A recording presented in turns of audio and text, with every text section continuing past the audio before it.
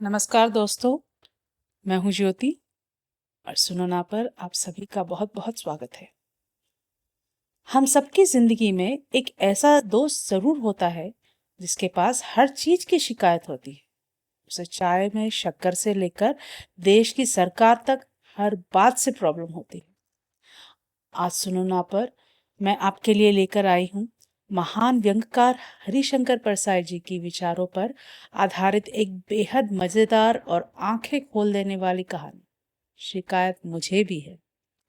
यह कहानी आज के हर इंसान की कहानी है। तो चलिए ईयरफोन लगा लीजिए और ध्यान से सुनो ना। इलाके के लोग जानते थे कि हरिशंकर परसाई जी एक लेखक है, इसलिए लोग अक्सर अपनी गाथाएं सुनाने उनके घर चले आते थे। एक रविवार की सुबह परसाई जी अभी अपनी आराम कुर्सी पर बैठकर चाय की पहली चुस्की ले ही रहे थे कि दरवाजे पर जोर जोर से दस्तक हुई। सामने उनके पड़ोसी मिश्रा जी खड़े थे। मिश्रा जी का चेहरा गुस्से से लाल था और वे आते ही सोफे पर धप से बैठ गए। परसाई जी ने पूछा, क्या हुआ मिश्रा जी? सुबह सुबह इतने गुस्से में क्यों हो? मिश्रा जी ने हाथ नचाते हुए कहा, परसाई जी, इस देश का कुछ नहीं हो सकता। सत्यानाश हो गया है इस समाज का। कल रात हमारे मोहल्ले की स्ट्रीट लाइट खराब हो गई थी। मैंने बिजली दफ्तर फोन किया तो लाइनमैन कहता है कि साहब अभी तार नहीं है, सोमवार को देखेंगे। बताइए, टैक्स हम वक्त पर भरे और अंधेरे में भी हम ही रहे। मुझे तो इस भ्रष्ट सिस्टम से घोर शिकायत है। परसाई जी ने सांत्वना देते हुए कहा, बात तो आपकी सही है मिश्रा जी। अभी मिश्रा जी की शिकायत चल ही रही थी कि दरवाजे पर दूसरी दस्तक हुई। अंदर आने वाले सज्जन कोई और नहीं बल्कि उसी बिजली दफ्तर के गुप्ता जी थे, जिनकी शिकायत अभी मिश्रा जी कर रहे थे। गुप्ता जी को देखकर मिश्रा जी ने अपनी आंखें फेर ली। गुप्ता जी आते ही परसाई जी के पास बैठ गए और अपना सिर पकड़ लिया। परसाई जी, नौकरी छोड़ देने का मन करता है।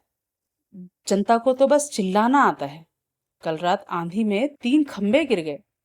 हमारे पास सिर्फ 2 लाइनमैन हैं। बजट सरकार पास नहीं करती, ऊपर से बड़े साहब अलग से सस्पेंड करने की धमकी देते हैं। मुझे तो अपने अफसरों से और इस नासमझ जनता से शिकायत है। परसाई जी चुपचाप मुस्कुराए। थोड़ी देर पहले जो मिश्रा जी सिस्टम को गाली दे रहे थे और जो गुप्ता जी जनता को कोस रहे थे, वे दोनों थोड़ी देर बाद चाय पीकर चले गए। लेकिन परसाई जी सोच में पड़ गए कि यहाँ पर हर कोई पीड़ित है और हर किसी को किसी न किसी से शिकायत है। उसी शाम परसाई जी शहर के एक बहुत बड़े उद्योगपति सेठ करोड़ी मल के यहाँ पार्टी में गए। सेठ साहब शहर के सबसे अमीर आदमी थे। आलीशान बंगला था, महंगी गाड़ियां थी और नौकरों की फौज थी। शाम को जब वो दोनों बाग में टहल रहे थे तो सेठ जी ने एक गहरी ठंडी सांस भरी। परसाई जी ने पूछा, सेठ जी, ईश्वर ने आपको सब कुछ दिया है, आप क्यों उदास हैं? सेठ जी ने उदास होकर कहा, क्या खाक दिया है परसाई जी? आजकल के मजदूर बहुत कामचोर हो गए हैं। सरकार टैक्स पर टैक्स बढ़ाई जा रही है। समाज में अब अमीर आदमी की कोई इज्जत ही नहीं बची। चारों तरफ बस बेईमानी और लालच फैला है। सच कहूं तो मुझे इस पूरे समाज से ही शिकायत है। परसाई जी ने मन ही मन सोचा, यह वही सेठ जी है जो पिछले महीने मजदूरों का बोनस खा गए थे और जिन पर टैक्स चोरी का केस चल रहा है। जो खुद बेईमानी की बुनियाद पर महल खड़े किए बैठा है, उसे समाज की बेईमानी से शिकायत है। परसाई जी को समझ आ गया कि यह शिकायत कोई साधारण बात नहीं है, बल्कि यह एक बहुत ही संक्रामक मानसिक बीमारी है। लोग अपनी हर नाकामी, अपनी हर चोरी और अपने हर आलस को छुपाने के लिए दूसरों के खिलाफ एक शिकायत का ढाल बना लेते हैं। छात्र पढ़ाई नहीं करता तो उसे शिकायत है कि टीचर ने ठीक से पढ़ाया नहीं। टीचर क्लास में नहीं आता तो उसे शिकायत है कि सैलरी कम है। सब्जी वाला तौल में गड़बड़ करता है तो उसे शिकायत है कि महंगाई बढ़ गई है। और ग्राहक को शिकायत है कि दुनिया से ईमानदारी खत्म हो गई है।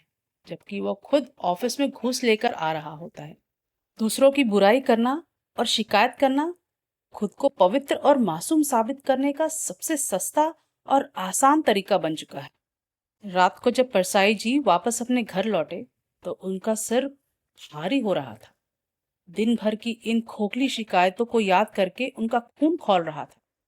वे गुस्से में अपनी मेज पर बैठे, कागज खींचा, फाउंटेन पेन में स्याही भरी और पूरी ताकत से समाज के इस खोखलेपन और इन पाखंडी लोगों के खिलाफ एक बेहद कड़ा, तीखा और मिर्चदार व्यंग लिखना शुरू कर दिया। उन्होंने लिखा कि यह दुनिया कितनी सड़ चुकी है, लोग कितने मतलबी हो गए हैं। लिखते लिखते अचानक परसाई जी का हाथ रुक गया। कमरे में एक अजीब सा सन्नाटा छा गया। उन्होंने अपनी लिखी हुई लाइनें को दोबारा पढ़ा। अचानक उन्हें ऐसा लगा जैसे कमरे के कोने में लगा आईना उन पर हंस रहा हो। उनके भीतर से एक आवाज आई, परसाई, तुम में और सुबह आने वाले मिश्रा जी या शाम को मिलने वाले सेठ जी में क्या फर्क है? वे सब मुंह से चिल्लाकर दूसरों की शिकायत कर रहे थे और तुम ऐशो आराम से अपनी इस कुर्सी पर बैठकर कागज पर शब्दों के तीर चलाकर उन्हीं लोगों की शिकायत कर रहे। दुनिया को बदलने के लिए तुमने खुद क्या किया? परसाई जी को एक गहरा झटका लगा। उन्होंने पेन नीचे रख दिया और एक ठंडी सांस भरकर मुस्कुराए। कहानी के अंत में वे डायरी में एक बहुत ही मारक बात लिखते हैं, सच तो यह है कि शिकायत मुझे भी है।